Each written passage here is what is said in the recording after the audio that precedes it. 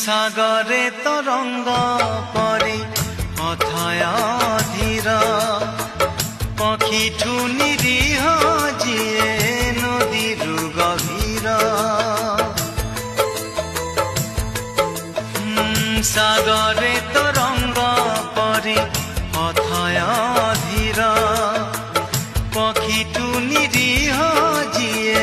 নদীর গভীর সে দুই আখি